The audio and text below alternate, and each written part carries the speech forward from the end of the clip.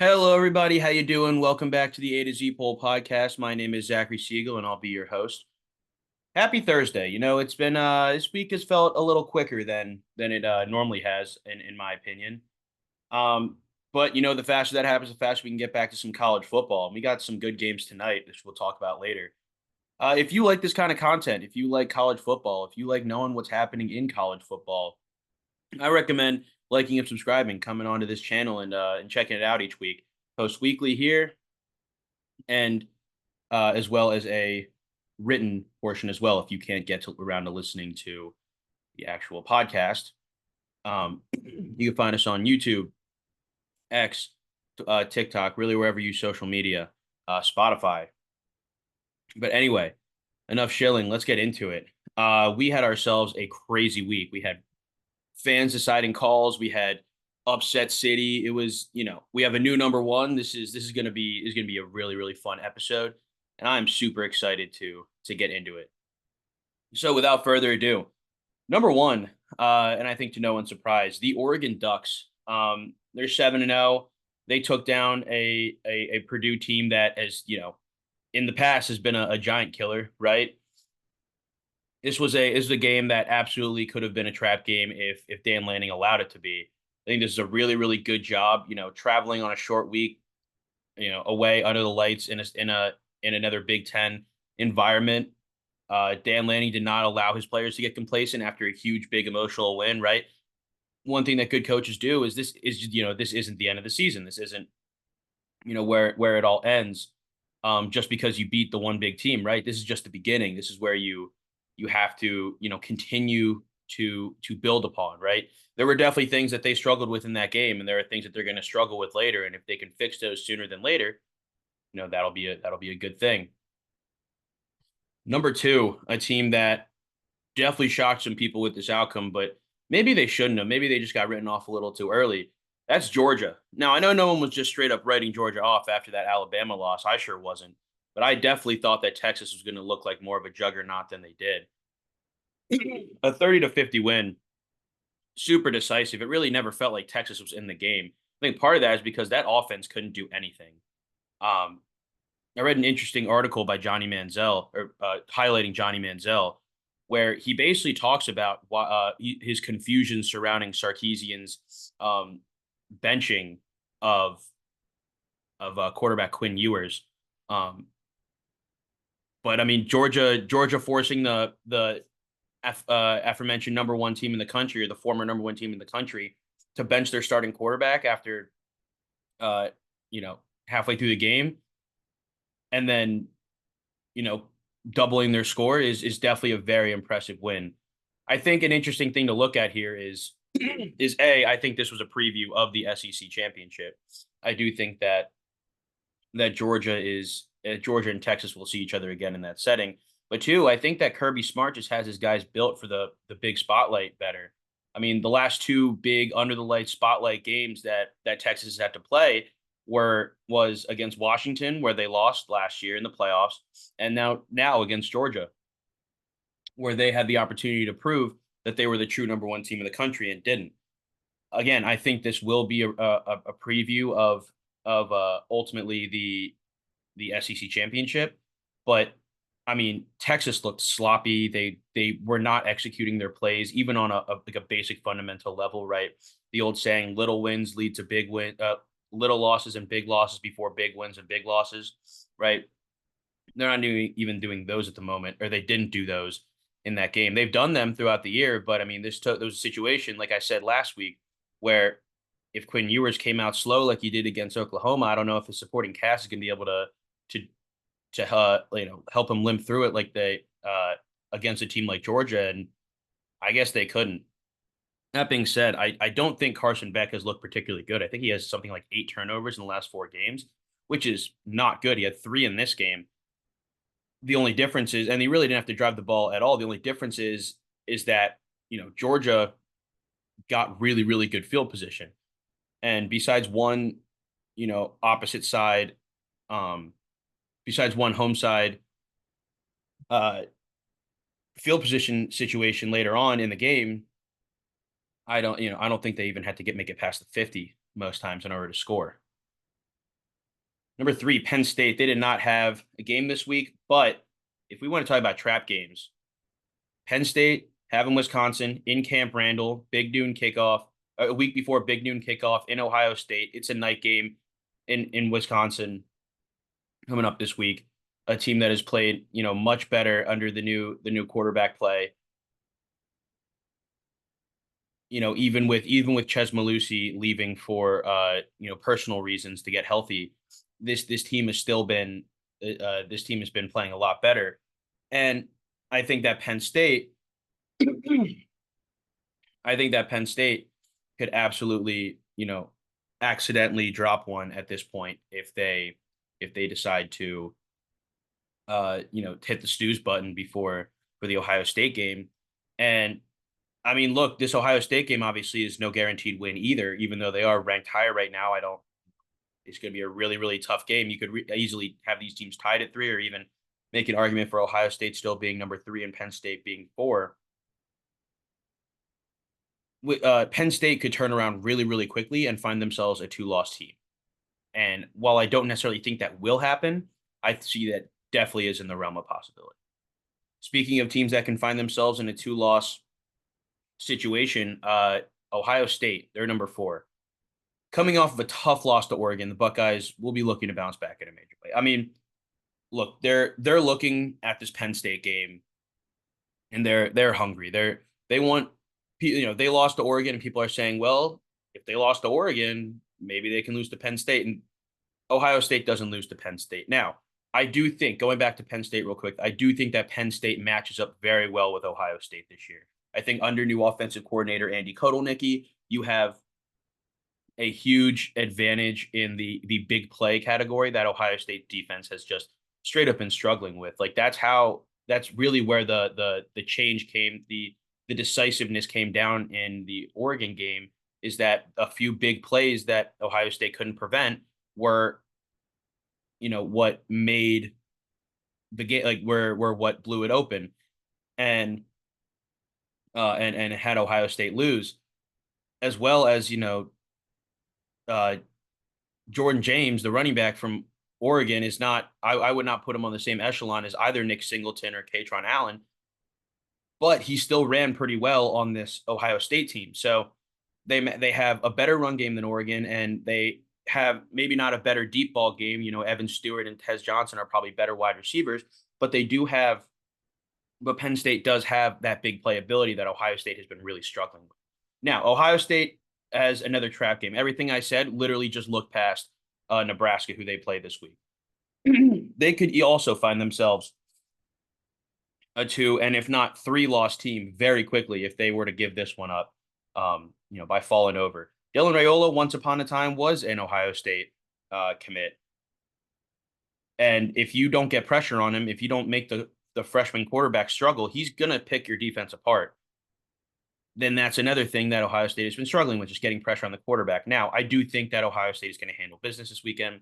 I think Nebraska is probably 1 or 2 years from really being that dominant team that I think they can be under Matt Rule. But Ohio State is going to need to really buckle down and probably win out the rest of the year if they want any shot at winning the Big Ten. All right, moving on to number 5, Texas. All right, so we've pretty much just stayed within the realm of talking about the same 4 teams, and we're going to continue doing that. Texas, number 5.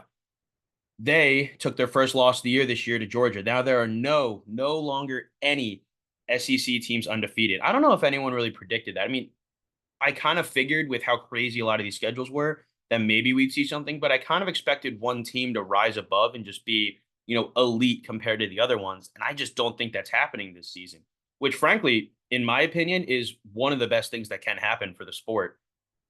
I think that one team not being super elite and us sitting here, going into week 9 and saying, I have no idea who's going to win the national championship is honestly a really, really fun thing.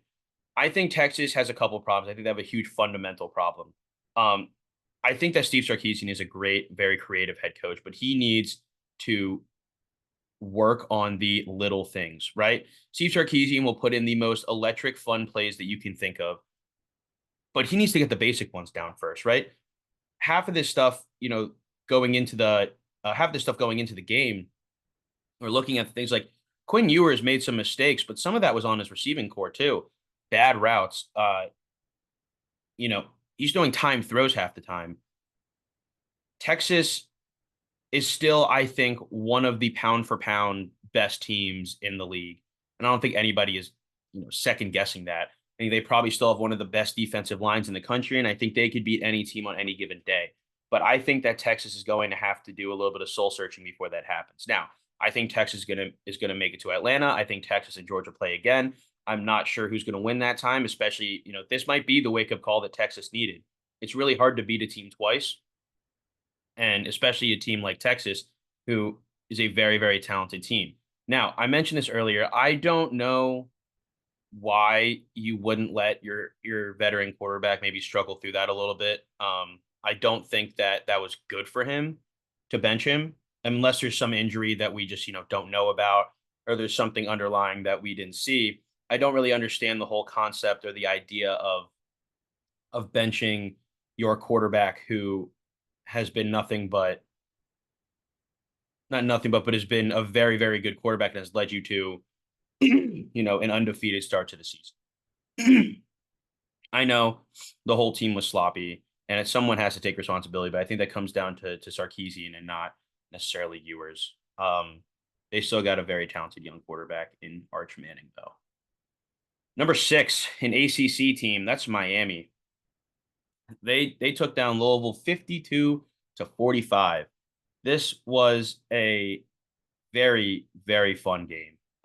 Miami, one of the most exciting teams in college football right now. They just dump points on you. They find ways to win.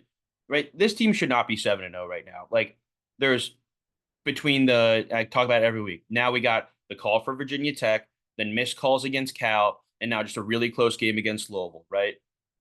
They've made comebacks. They've won it on last plays. They've had Cam Ward put up video game numbers, which, by the way, him being number 3, he could creep up to number 2 soon in my Heisman poll.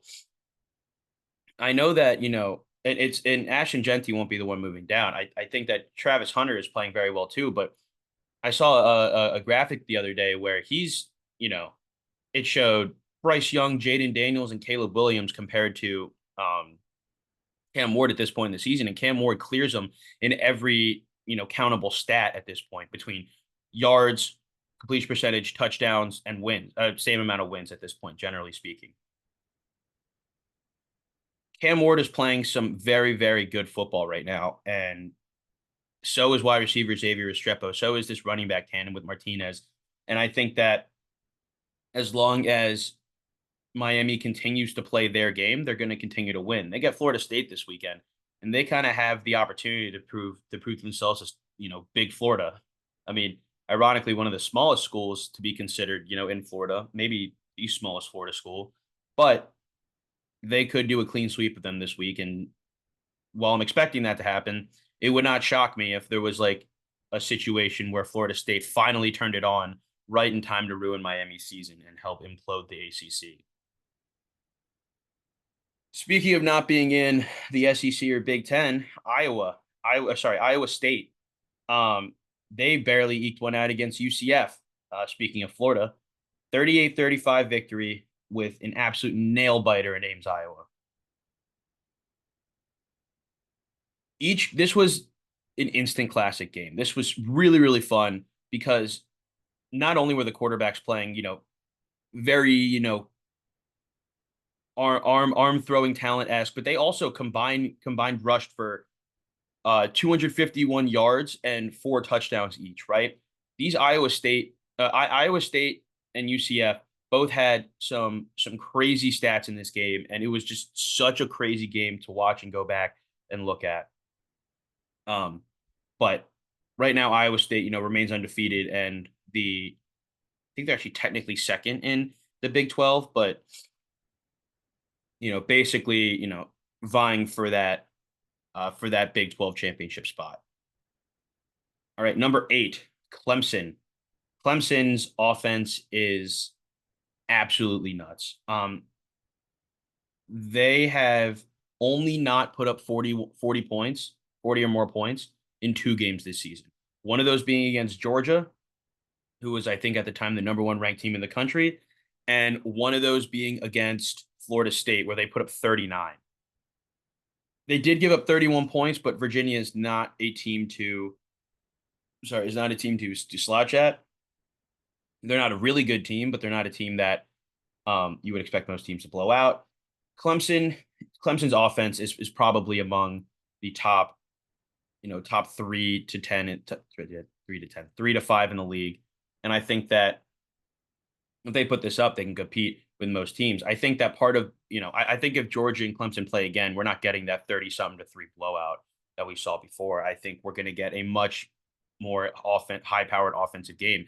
And right now, I'm taking Cade Klubnik over Carson Beck if I'm just to start a game. And right now, spoiler alert, Cade Klubnik is my fifth on my Heisman this year. I replaced Jalen Milrow because I mean, Cade Klubnik's winning. He's dumping crazy points on his opponents. Look, don't let Dabo get hot because if he gets hot, it's gonna be very hard to cool down. Dabo has a couple national championships under his belt. He's not anyone to slouch at either. This Clemson team got really overlooked. We talked.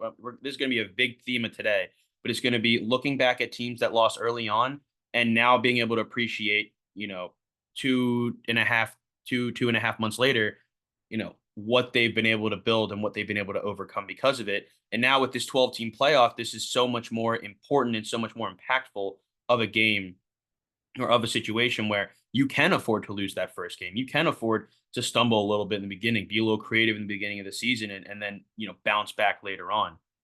Speaking of bouncing back from a loss, Tennessee takes down Bama. Maybe a little bit of an overreaction, 11 over 13 seed. 11 v 13 seed. Uh, what's it called? Goalpost takedown, field rushing. I don't know if that was super necessary, and also, why are we lighting cigars with matches? Either way, Nico Iamaleava did not have the necessarily the counting stats that game, or was definitely not necessarily perfect, but he looked a worlds better. He looked way better than I thought he looked in the last couple of weeks, and I think part of that was what I was talking about earlier, where he's actually throwing people open. He's throwing. He's creating his own windows. He's anticipating. He's playing more. He looked so much more relaxed in that pocket. I don't know if that was because Tennessee was able to stifle Bama's pass rush better, or if that was because uh all Nico. But Josh Heupel got him right this week, and I think it's only up for Tennessee here. This was a huge win for the Volunteers, and one that was definitely needed, especially to help boost this young quarterback's uh you know to help boost this young quarterback's drive. Number 10, LSU. Confidence, to help this young quarterback's confidence. Really blanked on a word there. Number 10, LSU. They took down Arkansas 34 to 10.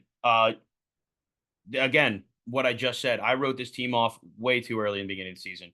After the USC loss, I really just didn't like what I saw.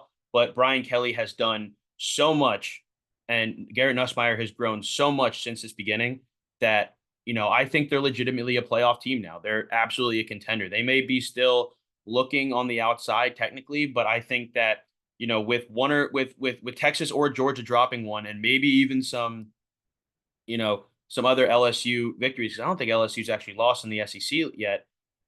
We could see an LSU SEC championship game. We could see, some of these other teams. Now they get also a very hot Texas A&M team who is in a very similar situation. Talk about them too. I got Texas A&M number 15, so we'll dive in a little further in a minute.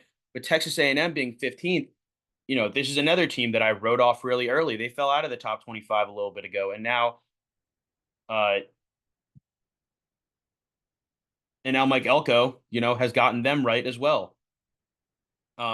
They fell off to Notre Dame, and now Mike Elko has really helped build this team back up. That's the same thing that's happening with LSU. So we have two teams that took early losses, that took a lot away from those early losses and are now been able to build on them and lean on their old quarterbacks, or their veteran quarterbacks in Garrett Nussmeier for LSU and Connor Weigman for Texas A&M. But these two squads are going to have a heck of a matchup, and whichever one wins is looking pretty solid for an SEC championship run, assuming they don't drop another one later. Um, Also, side note for that game, it was just announced that they're going to be doing LSU's going to be wearing all white jerseys, and Texas A&M is debuting their all blacks, which should be a really, really, really cool thing to watch. I will surely be watching. Number 11, BYU. I almost want to put this BYU team higher.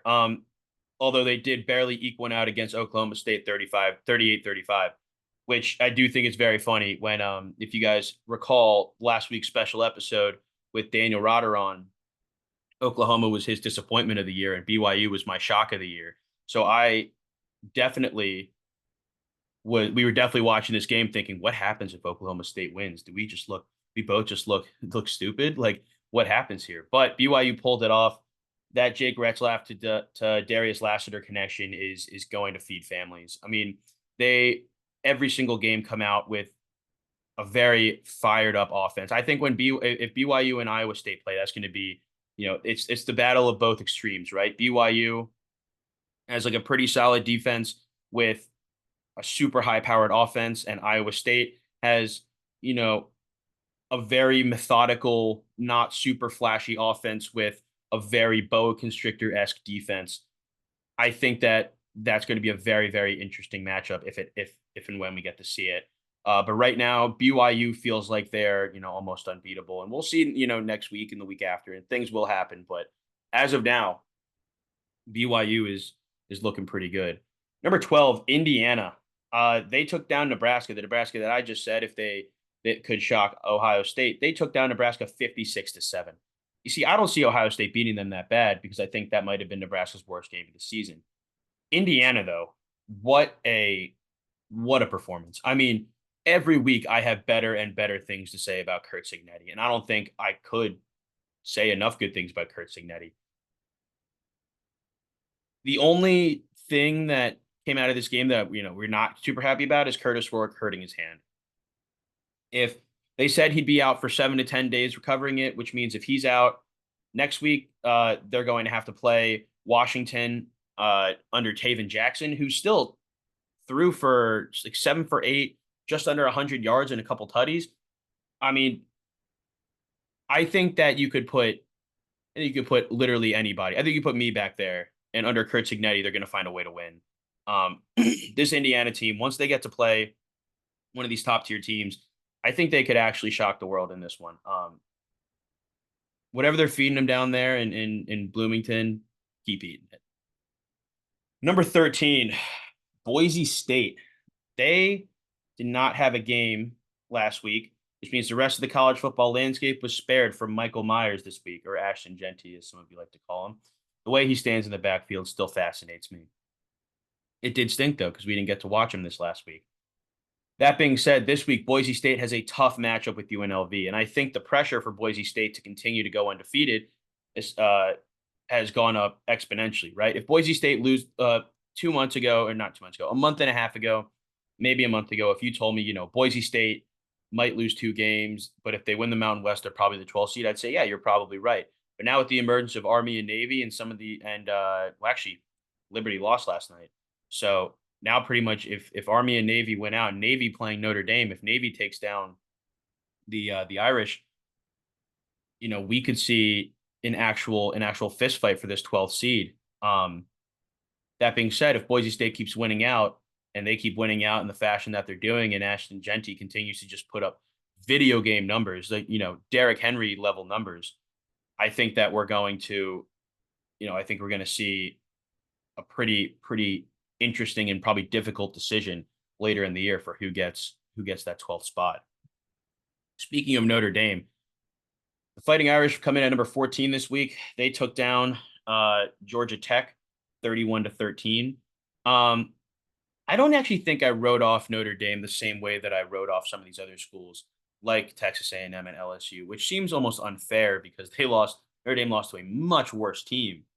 Um, that being said, Notre Dame has come back in a pretty major way.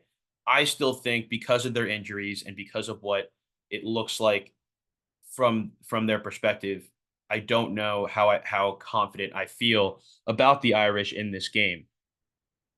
They get Navy this week, which I think it was a good team, a good thing for Georgia Tech to have played, or I think it was a good thing for Georgia Tech to have played them this week because they kind of run almost a pseudo style of Navy's pseudo triple option. If that makes sense, right? Navy runs a pseudo triple option, which means it's just not quite what a triple option is. They run more of a shot option, while Georgia Tech runs even a more diluted version of that, right? So we're now two levels of dilution away from what, a true Paul Johnson, ironically, Georgia Tech, Paul Johnson triple option would look like. Um, that being said, if Notre Dame wins this game, you're probably looking at Navy potentially dropping out of the top 25 and Notre Dame, going even higher because I think, as ranked wins go, this is going to be a very, very interesting and important game. I think on the other hand, though, that Navy definitely has a shot at Notre Dame, especially with the weaknesses. And I think that it's going to take, it's going to take a lot for Navy to be able to, for Navy to do it. But I think that, if Notre Dame decides, not to show up that day, they are absolutely beatable. Number 15, Texas A&M. They took down Mississippi State 34-24. And Mississippi State is not a pushover team. They gave Georgia a fit. They've given some other teams fits this year. They're not a pushover of a team. I talked about them earlier. Again, Texas A&M is just a team that I overlooked. I think a lot of us overlooked right when the season started. And I think what Mike Elko has been able to do, new head coach, knew everything. Um, you know, he lost to his quarterback from last year, Riley Leonard. And I think like earlier in the season, and I think that right now, if they played again, Texas A&M would probably win because I think that Texas A&M is just playing a much better brand of football at this point. They've grown into themselves. Well, I think Notre Dame has not done much growing and almost shrunk out of what they could be. I think Notre Dame is probably still better than what they were at the beginning of the season. Texas A&M, if they take down LSU this week, especially in a dominant fashion, which I don't see happening, I could see this being like a 3-point game, an overtime game, maybe an instant classic. But if Texas A&M takes down LSU this week, we're looking at a brand new SEC in just 2 weeks. Number 16, the Pittsburgh Panthers. They did not have a game this week, but that's probably good for them because they have probably the toughest, one of the toughest ACC stretches you can get through. This week, they get to face probably the best quarterback they have faced this year in Kyle McCord, who's been playing lights out. And they actually get to play him tonight. So I'm probably going to watch that in 3.5 hours once it's on. But that being said, Pittsburgh has been playing very good football, and being undefeated, you probably got to be at least this high, right? Um, their playmakers, Desmond Reed and Eli Holstein have been playing very well, and I expect them to continue doing that. Number 17, the Kansas State Wildcats. They traveled to Morgantown for West Virginia's second straight ranked opponent and second straight ranked opponent night game loss. They walloped the Mountaineers 45-18. And really from the start, it never really looked like the Mountaineers stood a chance. Avery Johnson put on a clinic throwing for nearly 300 yards and a trio of touchdowns. Kansas State is going to have to is banking on this Iowa State game to end their season in order to beat them and make it into the excuse me, Big 12 championship to potentially get another crack at BYU because I don't see on the rest of Iowa State schedule where they would find a loss. Look, the Wildcats are gonna have to win out in order to make something of this season, but being at 6-1, putting beatings on opponents, not a bad place to be. All right, now number 18 in a shockingly low spot, the Alabama Crimson Tide, now a 2-loss team just 7 weeks into the season. 8 weeks into the season. They took, as we talked about earlier, a 17-24 loss against Tennessee. Look, Kalen DeBoer is going to have to figure some stuff out because he somehow seems content without actually doing anything, right? We've all seen the comparisons. Nick Saban, yelling against teams like Louisiana Tech. You know, why are you making dumb mental mistakes even though there's 30 seconds left and they're kneeling it out? Meanwhile, Kalen DeBoer is happy about eking out a victory against, which maybe they shouldn't have even eked out, against an unranked, not very good South Carolina team. Um, that being said, Alabama does get a great opportunity to take down a ranked opponent this week in Missouri.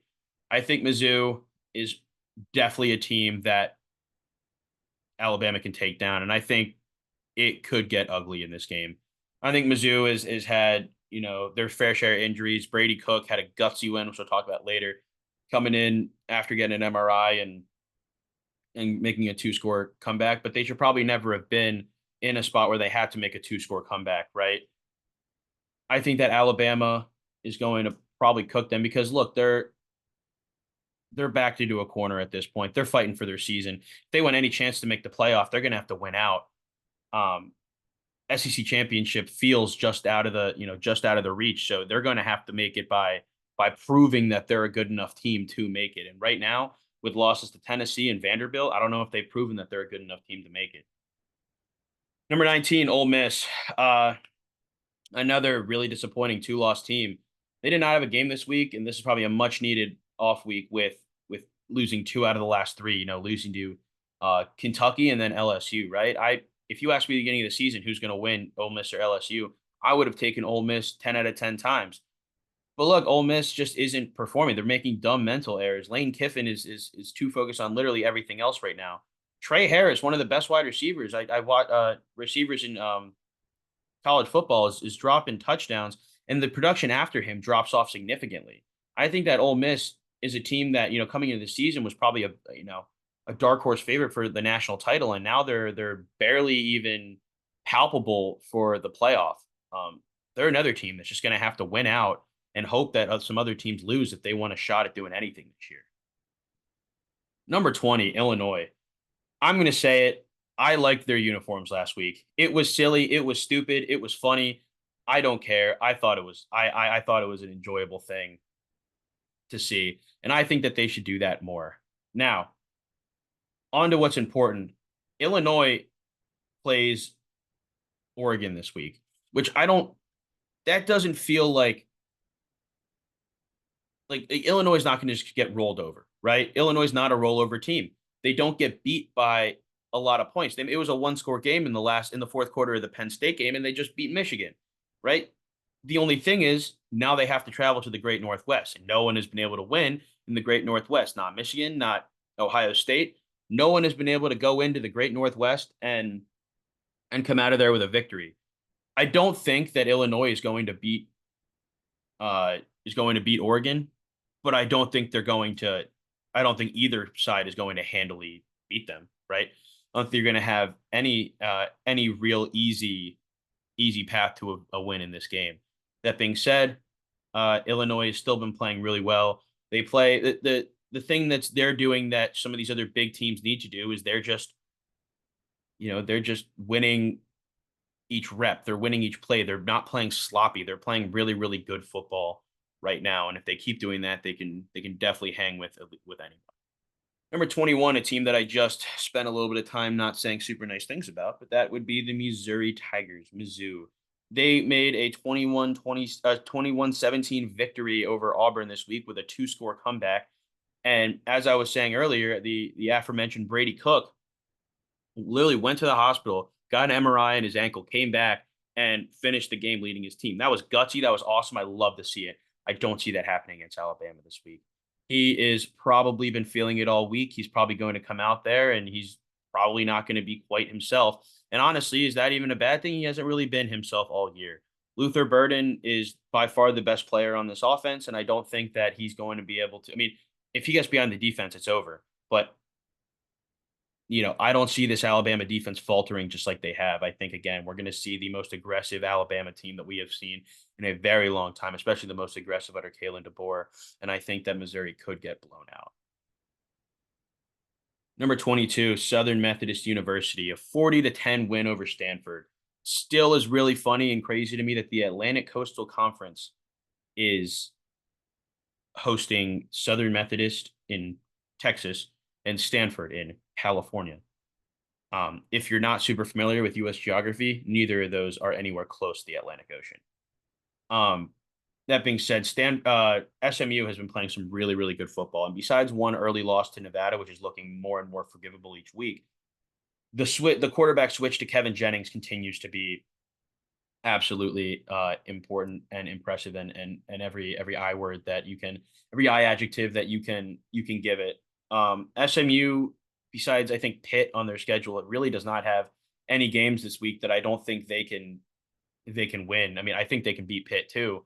I just think that SMU, really dark horse, but dark horse to play in the um a big dark horse to play in the ACC championship. I mean, they keep winning games, they're going to start winning some bigger ones, and if they can make it into the championship, I think they can beat anybody. Um, Kevin James going to have to continue to rely on on RJ Maryland and the other veteran presence on the team. And I think that right now it is they're just a tough team to beat. Just another team that is, playing really sound football, and will give other teams fits. Again, I told you, I am keeping Army and Navy as one entity, and they are once again tied for 23. Army beat East Carolina 45-28. Navy beat Charlotte 51-17. They are both blowing out their opponents. They're both sitting there with under 15 pass attempts a game, running pseudo styles of pseudo triple options, and they are both clobbering opponents. This unfortunately will probably be their last week though, as number buddies, because Navy gets to play Notre Dame, and one of two things is going to happen. One, Navy beats Notre Dame, which means they will probably move up a little higher than Army can, even if Army blows out their opponent, which I'm expecting them to do. Or two, Navy loses to Notre Dame and they move and they get kicked out of the top 25. If Army were to lose, they might also get kicked out of the top 25, and then they can be honorable mention buddies. But unfortunately, it's probably their last week, at least for now, until Army plays someone better in the top 25 as handholders.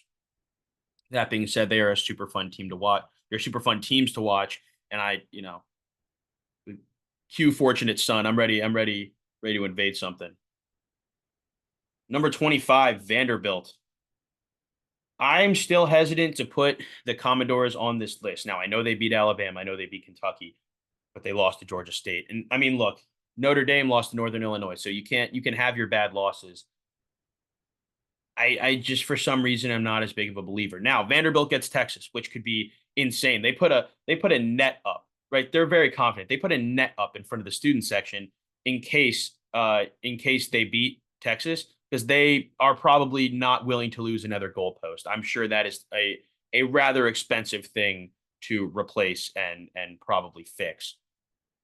Not to mention the $250,000 are going to have to pay to the NCAA and the SEC in order to, because this will now be their second offense of the season, rushing the field, if they win. Look, I don't think Vanderbilt is going to beat Texas, but that would be really, really funny if they did. Vanderbilt does not have an SEC loss, which means Vanderbilt, in theory, would be probably third if the SEC ended today. Right, because LSU and Texas A&M have not had a loss in conference, and neither has Vanderbilt. But all of the other teams, Georgia, Texas, Tennessee, Ole Miss,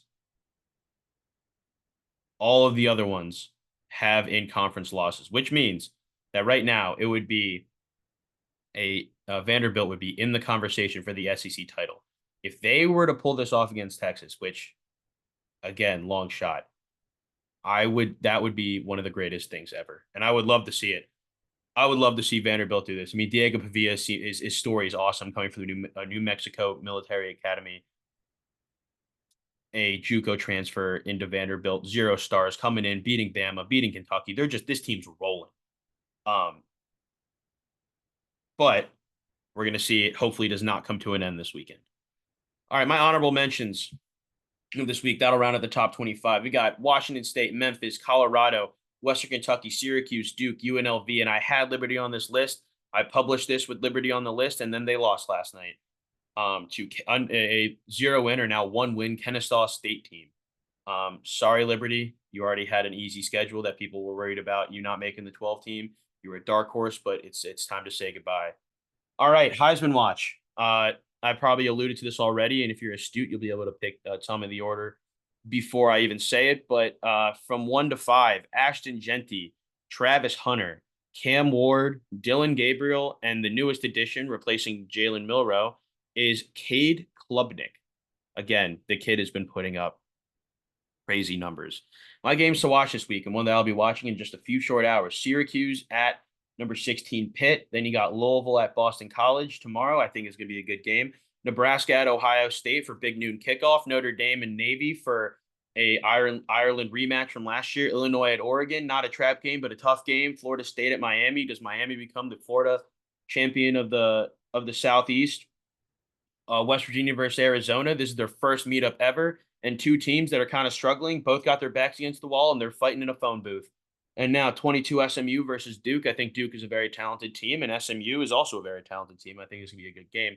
And finally, we are rooting strictly for a Vanderbilt to upset number 5 Texas. That would be the funniest thing ever. Vanderbilt, you need to take down you need to take down that net and let your Commodores, let your junior Commodores storm that field. Take that goalpost all the way down Main Street once again. Alrighty. Well, that's going to round it out for the A to Z poll this week. If you made it this far, thanks for watching. Make sure you like and subscribe, follow wherever you social media, and I will see you next week. Go watch some football, and I hope your team wins.